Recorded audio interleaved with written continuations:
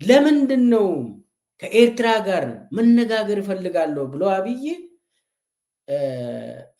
ይሄንን ስልት ያመጣው?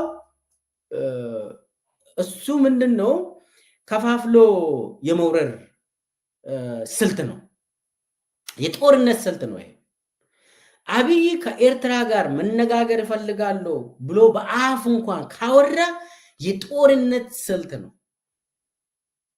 ምንድነው ይሄ? እንዴት የጦርነት ስልት ይሆናል? የሰላም ስልት አይደለም ወይ ብላችሁ መጠየቅ ትችላላችሁ።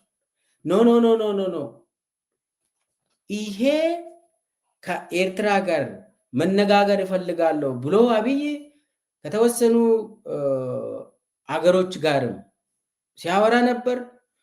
አሁን ደግሞ በቀጥታ በኬንያ በኩል ይሄንን ያስጀመረው ስትራቴጂ ነው፣ የጦርነት ስትራቴጂ